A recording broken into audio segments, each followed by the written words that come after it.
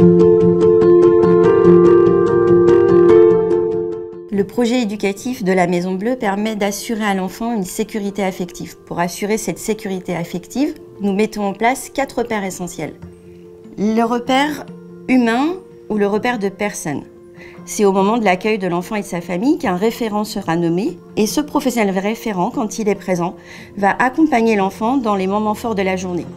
Accompagnement au repas, accompagnement au sommeil et tout ce qui est soins d'hygiène. Quand le référent n'est pas présent, un relais est mis en place pour qu'à tout moment de la journée, l'enfant n'ait aucun doute sur quel adulte est complètement disponible pour l'accompagner.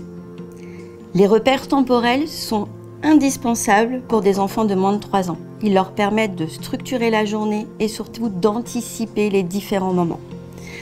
Pour accompagner la mise en place de ce repère essentiel, les professionnels travaillent sur des déroulés de journée détaillés qui permettent à l'enfant d'anticiper tous les moments forts. La feuille de rythme est un élément aussi essentiel pour connaître le rythme et les besoins de l'enfant. Des rituels sont intégrés tout au long de la journée, comme le rituel du bon appétit qui permet à l'enfant d'anticiper que le temps de repas va bientôt commencer. Le tour de rôle est également un repère essentiel. L'organisation du temps de repas va permettre à l'enfant, vu que son repas lui sera toujours proposé après le même enfant, de pouvoir anticiper à quel moment il va lui être proposé.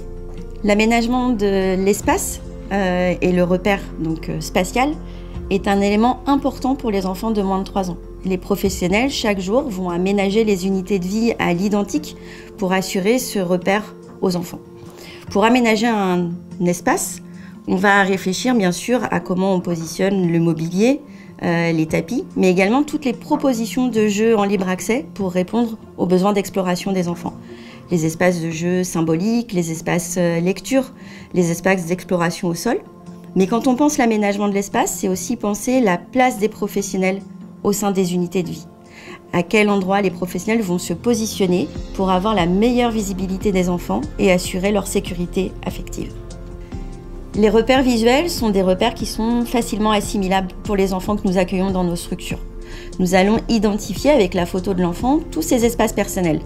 Le casier où les parents vont déposer les affaires au moment de l'accueil et les récupérer au moment des retrouvailles. Et à l'intérieur des unités de vie, nous allons identifier avec la photo l'emplacement du lit de l'enfant. Nous allons également identifier la place pour déposer son doudou, sa tétine, sa panière pour se déshabiller.